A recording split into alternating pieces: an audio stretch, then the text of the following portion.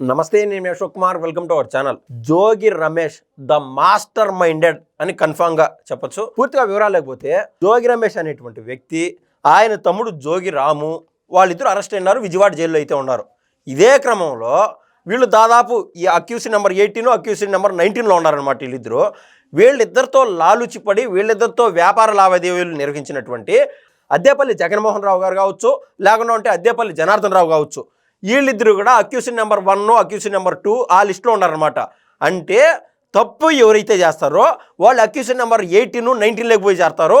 సహజంగా ఒక ఎగ్జాంపుల్ ఏంటంటే, గతంలో సజ్జల రామకృష్ణారెడ్డి అనేటువంటి వ్యక్తి మంగళగిరిలో టీడీపీ కార్యాలయం పైన దాడి చేసినటువంటి ఘటనలో ఆయన సేఫ్గా అక్కడ ఘటన జరిగిన చోట లేనంటే లేడు. కానీ పూర్తిగా ఆ రోజు వాళ్ళ ప్రభుత్వం ఉన్నది కదా అని చెప్పి ఆ దాడికి పూనుకుంది, పురమాయించింది కేవలం సజ్జల రామకృష్ణారెడ్డినే.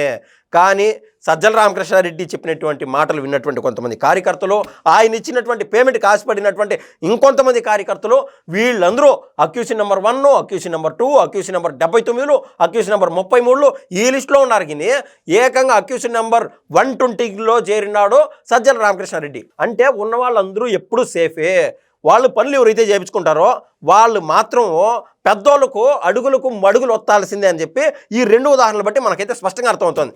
సరే, పూర్తిగా ఈ యొక్క జోగి రమేష్ ఏదైతే కేసులు ఇరుక్కున్నాడో ఆ కేసు వ్యవహారంగా మనం పరిశీలించి చూస్తే కరెంట్ అప్డేట్ ఏంటంటే, విజయవాడ పోలీస్ స్టేషన్లో ఉన్నటువంటి వీళ్ళని ఎక్సైజ్ అధికారులు అయితే విచారణ చేశారు. విచారణలో భాగంగా అద్దేపల్లి జనార్దన్ రావు, జగన్మోహన్ రావు వీళ్ళని పోలీసు వారు ప్రశ్నించినప్పుడు ఎక్సైజ్ పోలీసులు వాళ్ళు ఏం చెప్పినారంటే, మాకు ఆయనకి ఎవరైతే జోగి రమేష్ ఉన్నాడో మాకు వ్యాపార లావాదేవీలు ఎప్పటి నుంచో ఉన్నాయని వాళ్ళు చెప్పినారనమాట. తర్వాత ఈయన అడిగినప్పుడు జోగి రమేష్ని, ఈయన కూడా మాకు వాళ్ళకు వ్యాపార లావాదేవీలు అయితే ఉన్నాయి, అయితే మీరు చెప్పేటువంటి ములకల చెరువు ఇబ్రహీంపట్నంలో జరిగినటువంటి ఈ కల్తీ మద్యం కేసులో నాకు ఆయనకు సంబంధం లేదు, ఏదన్నా చేసింటే ఆయన ఏమైనా చేసింటాడో నాకేం సంబంధం లేదు అని చెప్పి నెమ్మదిగా చేతులు దులిపేసుకున్నాడు ఈ యొక్క జోగి రమేష్. మనకైతే స్పష్టంగా ఆయన చెప్పిన దాన్ని బట్టి ఇదే అర్థమవుతుంది. ఇంకా సరేలే ఈయన చెప్తున్నాడు కదా అని చెప్పి జోగి రాముని టచ్ చేశారనమాట ఈ ఎక్సైజ్ పోలీస్ అధికారులు.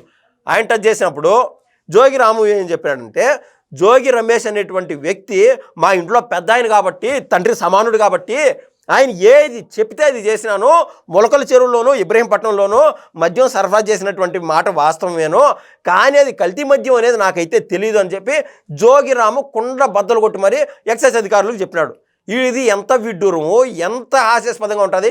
సహజంగా ఒక పొలంలో రైతులు ఏదైనా పంట పెట్టినప్పుడు వాళ్ళు గుమ్మడికాయలు పైరు పెడుతున్నారా, లేకుంటే దోస పెడుతున్నారా, కర్బూజా పెడుతున్నారా అనేది ఒక రైతుకు తెలియదా?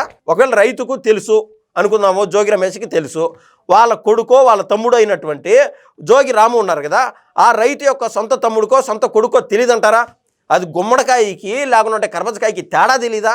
అది కల్తీ మద్యం కాదు అని చెప్పి ఈరోజు బుకాయిస్తున్నాడు ఎవరు? జోగి రాము. మొత్తం మీద ఏమైందంటే, జోగి రమేష్ అనేటువంటి వ్యక్తి పూర్తిగా అద్దేపల్లి జనార్దన్ రావు పైన చేశాడనమాట. నాకు తెలీదు, ఆ వ్యాపారం మొత్తం ఆయనే చేశాడు, ఏమన్నా అడిగితే ఆయన అడగండి అని చెప్పి. ఇంకా అడిగినటువంటి కొన్ని ప్రశ్నలకి ఏం చేశాడంటే, టెక్నికల్గా ఆ రోజు మీరు సేమ్ టవర్ లొకేషన్లో ఉన్నారు కదా, దానికి మీరు ఏం సమాధానం చెప్తారంటే, అది కూడా ఆయన అడగండి, నో కామెంట్స్ అన్నట్టు. బయట మీడియాలో ఏ విధంగా అయితే సినిమాల్లోనూ అక్కడ ఇక్కడ చెప్తారో ఆ మాదిర నో కామెంట్స్ అని చెప్తున్నాడు.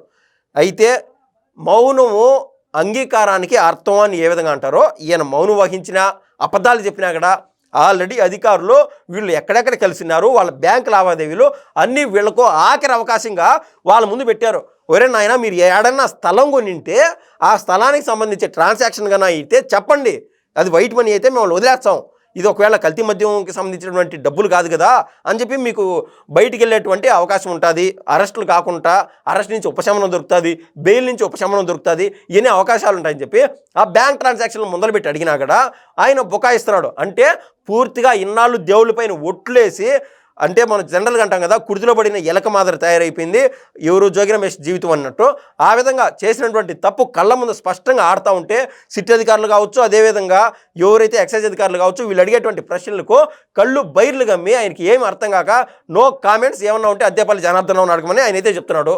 ఈ క్రమంలో వాళ్ళ తమ్ముడు వచ్చి, నాకు ఏమీ సంబంధం లేదు, ఏదన్నా ఉంటే జోగి రమేష్కి తెలియాలా, అన్న చెప్పినట్టే ఏం చేశాను చెప్పి జోగి రాము అయితే పూర్తి స్థాయిలో సేఫ్ అయిపోయినాడు. కానీ ఇక్కడ ఎక్సైజ్ అధికారులు కావచ్చు, సిట్ అధికారులు కావచ్చు, పోలీస్ వ్యవస్థ ఎంత పక్కడ్బందీగా ఎంత పక్కగా పనిచేస్తుందంటే, ఎవరైతే వాళ్ళ పిల్లలు ఉన్నారో జోగి రాముకు కావచ్చు, జోగి రమేష్ అనేటువంటి ఆయనకి ఇద్దరు పిల్లలు ఉన్నారు. నలుగురు పిల్లల యొక్క ల్యాప్టాప్లు తీసుకొని ఏమన్నా ట్రాన్సాక్షన్లు జరిగినాయా, ఆ హిస్టరీ కావచ్చు, లేకుంటే గూగుల్ టేక్అవుట్ కావచ్చు, రకరకాల వాళ్ళకి తెలిసినటువంటి పరికరాలు ఉపయోగించుకొని, వాళ్ళకి తెలిసినటువంటి ఇంటెలిజెన్స్ ఉపయోగించుకొని మరి వాళ్ళ తండ్రులకు సంబంధించినటువంటి అవినీతి చిట్టా మొత్తం లాగుతానే ఉన్నారు. ఇక్కడ కొసమెరిపోయిందంటే వ్యాపారం చేసినారు, ఏది అది ఏమన్నా లీగల్ అయితే, కానీ కల్తీ మద్యం అనేది అత్యంత దారుణము. అది చేశారు, దొంగలు దొరికిపోయినారు. కానీ ఎందుకు చేయాల్సి వచ్చింది? ప్రభుత్వం వేరేది ఉన్నది కదా ఇవాళ, దాని వెనకాల రాజకీయ కుట్ర ఏమైనా ఉందా అనేది ఇక్కడ మెయిన్ క్వశ్చన్. ఇన్నాళ్ళు వాళ్ళు కల్తీ మద్యం దానిపైన అరెస్ట్ అనేది పక్క అనమాట.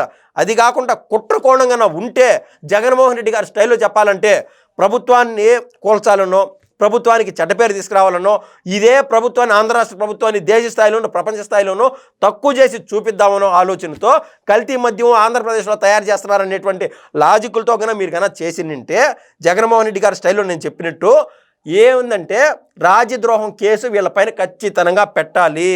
ఎంత కుళ్ళు కుతంత్రం ఉంటే ఆ మాదిరి చేయగలుగుతారు? అంత ఆశామాషినా? ఇప్పటికీ జగన్మోహన్ రెడ్డి గారు వీళ్ళని పార్టీని సస్పెండ్ చేయాల. ఏంటంటే ఆంధ్ర రాష్ట్రం యొక్క ప్రజల యొక్క రక్తం పిండుకొని తాగుతున్నారు, డబ్బులు వసూలు చేస్తున్నారు అని ఏదైతే నినాదం జరుగుతుందో ఈ వైసీపీ వాళ్ళు గతంలో ఉన్నటువంటి మద్యం స్కామ్ వ్యవహారంలో, దాన్ని దాటి అదే కల్తీ, దాన్ని దాటి ఇంకా కల్తీ చేశారంటే ఎంత దారుణాతి దారుణం. జగన్మోహన్ రెడ్డి గారు ఇట్లా టోల్గా పార్టీ నుంచి కన్నా సస్పెండ్ చేస్తే వైసీపీ మళ్ళీ పునర్జీవం పోసుకోగలుగుతుంది, బతకగలుగుతుంది నేనైతే చెప్తున్నా. If and only Jaganmohan Reddy గారు కన్నా సచీలుడైతే, మంచోడైతే, ఒకవేళ మద్యం స్కామ్లో జగన్మోహన్ రెడ్డి గారికి ఎటువంటి సంబంధం కన్నా లేకుండా ఉంటే. ఈ వీడియో పైన మీ అభిప్రాయం తెలుపుతారు నేనైతే కోరుతున్నాను. ధన్యవాదాలండి.